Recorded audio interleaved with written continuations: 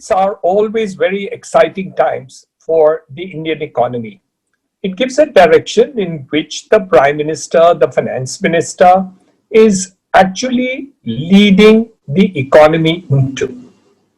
The exciting part is that there is a target achievable, a target which is the $5 trillion economy, the target to be an Atmanirbhar Bharat, the target to get a COVID-free India because of vaccination, a target to be a digital Bharat, and of course, an Atmanirbhar Bharat, which is going to make a world of difference in terms of our objectives.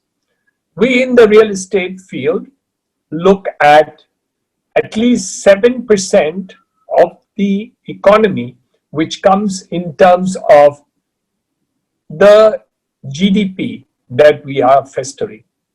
On top of it, we are looking at least 15% of the workforce.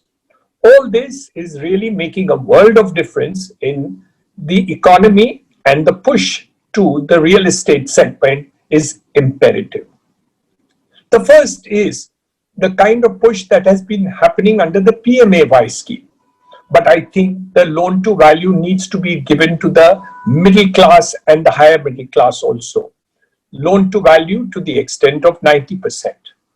The interest on home loans also needs to be maintained at a lower level.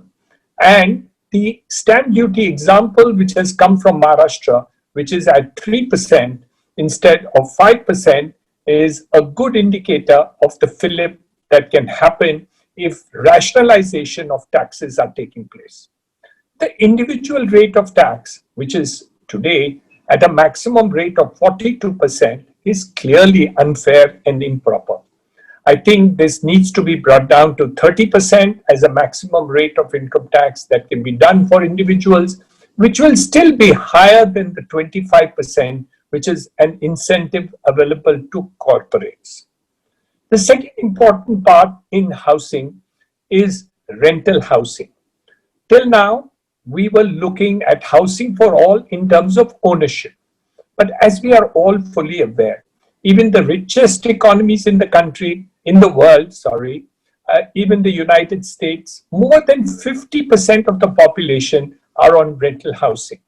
Incentives in terms of seeing that the standard deduction, which is today at 30%, could be increased to 50%, and corporates need to be incentivized in order to give housing to their employees at very concessional rates, and this is something which needs to be brought in through the budget.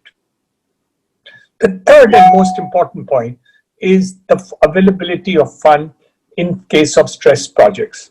The Swami Fund has definitely been a good start. However, more incentives needs to be given both by the Reserve Bank of India to existing loans which have become NPAs or have gone into NCLT, and other things which will restart a large number of stuck projects. I think this is necessary because the number of stakeholders in the economy are many: the owners, the contractors, the workers, the buyers of the flat, the lenders of money to the buyers of the flats, and all the other stakeholders. Plus, there are 260 industries directly or indirectly connected to real estate. These are the factors which I believe should be considered for the new budget, an exciting future for the Indian economy to take it to a double-digit positive direction, and the objectives of our beloved Prime Minister to make into a $5 trillion economy.